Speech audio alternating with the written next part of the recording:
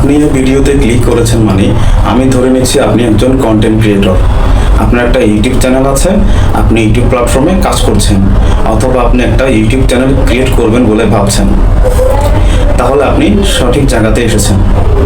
কেননা আমি আজকের এই ভিডিওতে দেখিয়ে দিব যে আপনার ইউটিউব চ্যানেলটা মনিটাইজেশন হবে কিনা।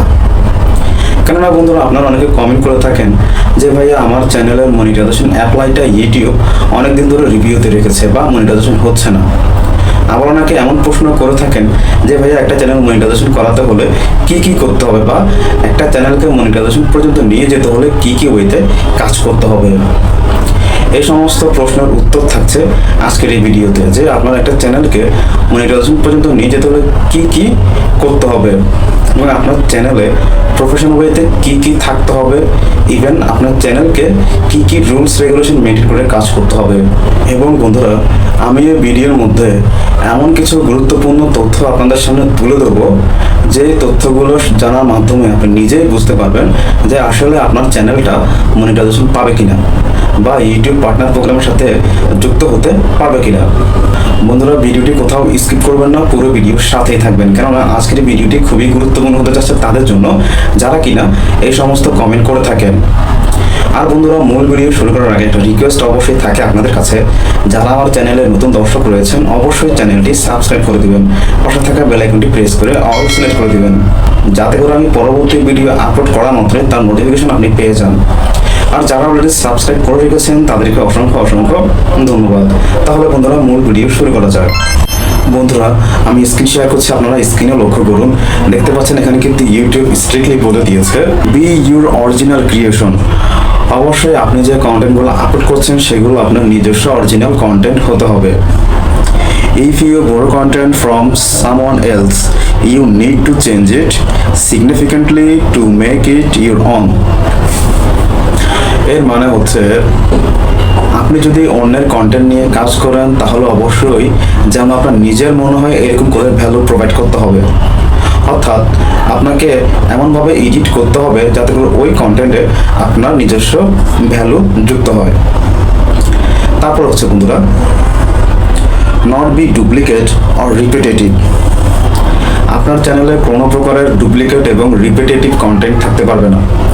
এখন রিপিটেটিভ কন্টেন্ট কি? রিপিটেটিভ কন্টেন্ট হচ্ছে আপনি একই ভিডিওকে বারবার আপনার একটা চ্যানেলে আপলোড করেন, সেটাই হচ্ছে রিপিটেটিভ কন্টেন্ট।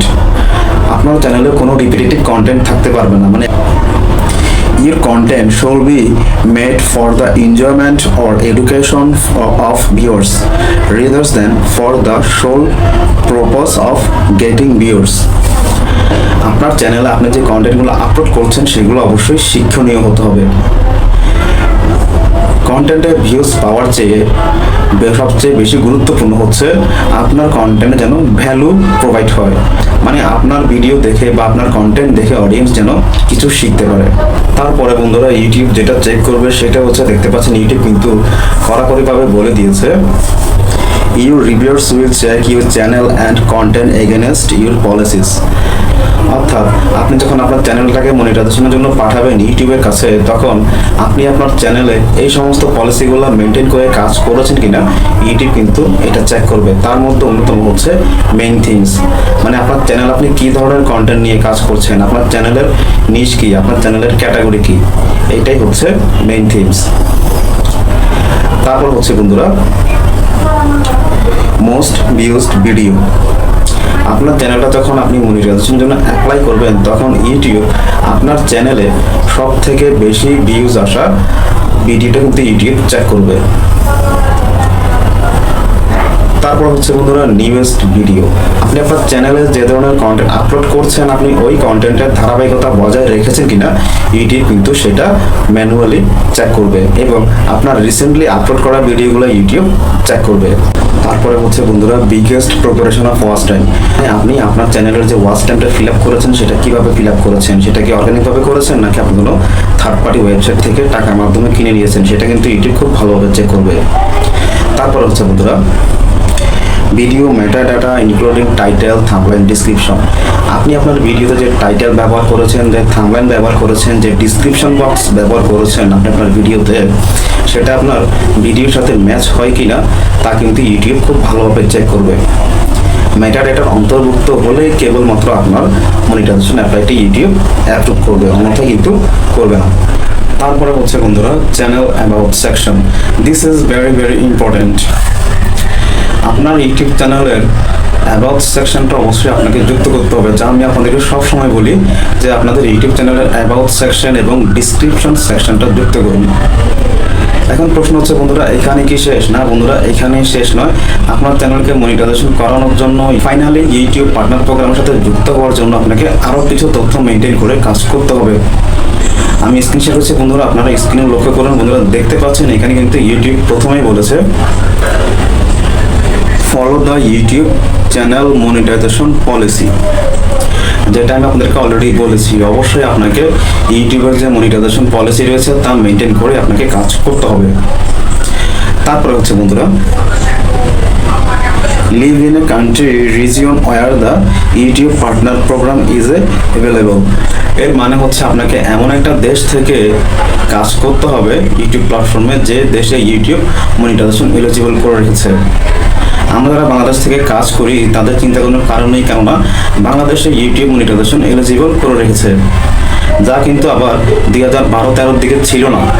তখন আমরা ইন্ডিয়া সিলেক্ট করতাম, কান্ট্রিতে আমরা ইন্ডিয়া সিলেক্ট করে নিতাম, কিন্তু এখন আমাদের তা করতে হয় না, আমরা বাংলাদেশ সিলেক্ট করে আমাদের চ্যানেল মনিটাইজেশন করিয়ে ফেলতে পারি।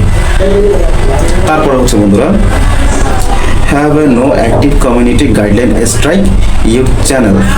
আপনার চ্যানেলে যদি কোনো প্রকারের কপিরাইট স্ট্রাইক অথবা কমিউনিটি গাইডলাইন স্ট্রাইক আছে, সেক্ষেত্রে কিন্তু আপনার চ্যানেল আপনি মনিটাইজেশন করাতে পারবেন না, আপনি যত ক্রাইটেরিয়া ফিল আপ করেন না কেন। তারপরে হচ্ছে বন্ধুরা make sure to step verification is turn on for your Google account. অর্থাৎ আপনি আপনার ইউটিউব চ্যানেলটা যে জিমেল অ্যাকাউন্ট দিয়ে ক্রিয়েট করেছেন সেই জিমেল অ্যাকাউন্টে আপনাকে 2 স্টেপ ভেরিফিকেশনটা অ্যাক্টিভ করতে হবে, নাহলে কিন্তু আপনাকে ইউটিউব মনিটাইজেশনের জন্য অপশন দিবে না। তারপর হচ্ছে বন্ধুরা have A advance feature access on YouTube. অর্থাৎ আপনার চ্যানেলের যে অ্যাডভান্স ফিচারটা রয়েছে সেই অ্যাডভান্স ফিচারটা আপনাকে ভেরিফাই করতে হবে। এই অ্যাডভান্স ফিচারটা যদি ভেরিফাই না করেন সেক্ষেত্রে কিন্তু আপনাকে ইউটিউব মনিটাইজেশন অ্যাপ্রুভ করবে না। তারপর হচ্ছে বন্ধুরা have one active AdSense for YouTube account. আপনার একটা অ্যাক্টিভ অ্যাডসেন্স অ্যাকাউন্ট লাগবে আপনার চ্যানেল মনিটাইজেশন করানোর জন্য।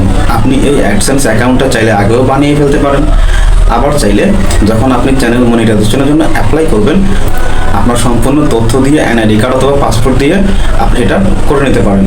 আর বর্তমানে কিন্তু অ্যাডসেন্স লেটারের জন্য আপনাকে আবেদন করতে হবে না, যে আমি অ্যাডসেন্স লেটারের জন্য আবেদন করবো, অ্যাডসেন্স লেটারটা কখন আসবে 2 সপ্তাহ 3 সপ্তাহ এরকম কিন্তু বর্তমানে নেই। 2025 সালের আপডেট অনুযায়ী কিন্তু আপনি চাইলে অনলাইনের মাধ্যমে আবেদন করে কিন্তু অ্যাড্রেস ভেরিফাই করতে পারেন। এখন অ্যাডসেন্স লেটারে মূলত কি থাকে? অ্যাডসেন্স লেটারে মূলত থাকে 6 ডিজিটের একটা পিনকোড, যে পিনকোডের মাধ্যমে আপনার অ্যাড্রেসটা ভেরিফাই করে নিতে হয়, যাতে করে ইউটিউব বুঝে যে না যার তথ্য দিয়ে আপনি অ্যাডসেন্স অ্যাকাউন্ট করেছেন ওইরকম একটা বান্দা ওই জায়গাতে থাকে। এটাই হচ্ছে অ্যাডসেন্সের মূল কাজ। সো আপনি অ্যাডসেন্সের জন্য এখন আর আবেদন করতে হবে না, আপনি চাইলে অনলাইনের মাধ্যমে করে ফেলতে পারেন। সেটা কীভাবে করতে হয় এই নিয়ে অলরেডি আমার চ্যানেলটা ভিডিও আপলোড দেওয়া আছে, আপনি চাইলে দেখে দিতে পারেন। বন্ধুরা এই ছিল আজকের টপিক। আজকের এই ভিডিও আপনাদের কেমন লেগেছে অবশ্যই কমেন্টে মতামত জানাবেন।